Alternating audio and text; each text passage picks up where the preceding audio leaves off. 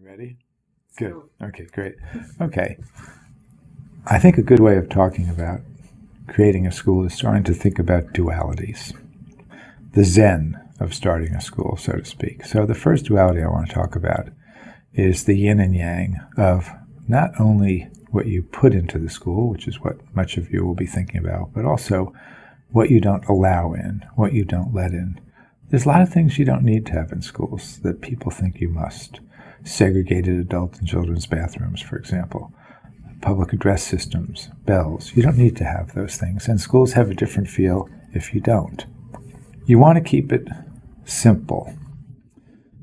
Complex structures beget very simple behaviors, like the military, or simple structures get complex behaviors, as Sir Giovanni said, or as Charlie Mingus once said, it's easy to make the simple complicated. True genius lies in making the complex simple. So keep your school simple. Don't overthink it. Don't overload it.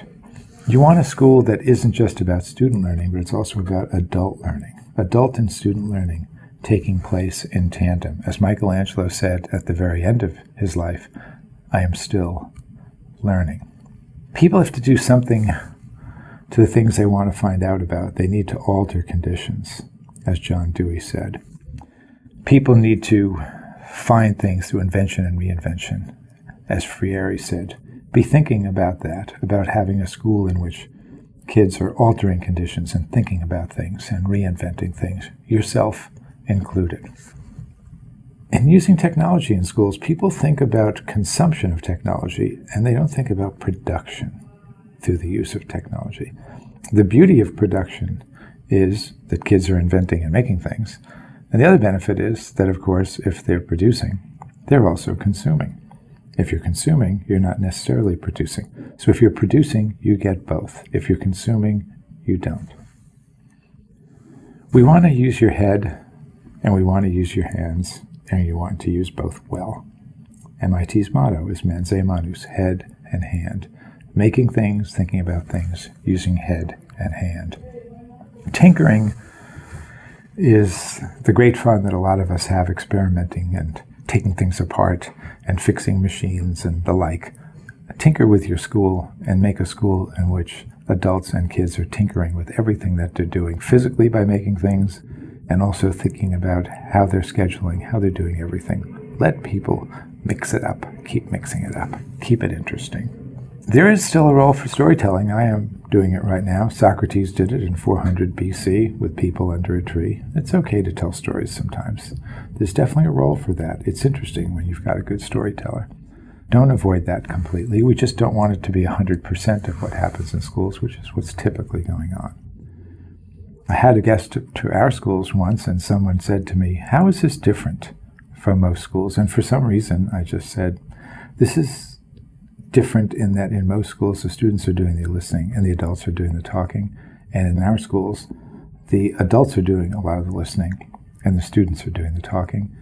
When you're doing a new school, someone once told me, someone who had a great effect on my life, Vito Perrone, said to me, when you're doing a school and you're getting ready to do a school, there's two things you need to do. Of course you need to do it well, but you also need to describe it well. Doing a good school is really important, but describing it, you need to have a narrative. You need to know a way to describe that school to prospective parents, prospective students, prospective teachers, prospective funders, prospective authorizers. Very important. Prospective peers in the education community. So you need to also be uncovering material, not just covering the material, like students doing field work, getting in the muck and mire of things, getting all involved in it all. So it's not just covering the subject, it's actually revealing and uncovering the subject. There's great power also in collaborative study groups. I went to law school. I've asked quite a few people the following question. If your life depended on getting through law school and you could only do one of the following three and none of the other two, would you go to the classes, would you read the cases, or would you be in a study group? Almost everybody has said, be in a study group. Most recently, someone who's now a U.S. Senator, as a matter of fact, said to me, be in a study group 10 times over. Engagement. You want everybody to be engaged. You want the adults to be engaged. You want the students to be engaged. You find meaning. Meaning comes from being engaged. You want people to be perplexed, in the good sense of being perplexed. The great engineers that I know, the great educators I know, the great artists I know, they're obsessed with how to do it better. They're perplexed about what's not good enough and how to do it better. That's a good posture to take, because perplexity and the paradox of perplexity has a healing effect, in that when you get to that next level and you figure that thing out and you have that aha, you feel some satisfaction, and that inspiration has motivated you, and you've taken the invisible and you've made it visible. You've exhibited what you've come up with. Public exhibitions are absolutely critical in schools for adults, for students to publicly exhibit their work and their thinking, just like I'm doing right now. And then you go to be perplexed about the next thing that you're perplexed about. As we get to the end of this, I want to talk a little bit about stability and churning. Having been principal of a 350-year-old high school, I found that people really, really valued stability. I think stability can be overemphasized at the expense of losing churning and mixing it up. Of course, you don't want it to be unstable, but you don't want it to be stuck. There has to be a lot of oxygen.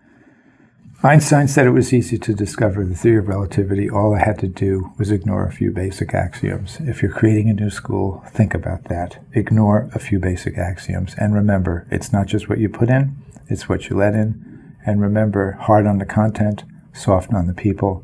And remember, work hard and have fun.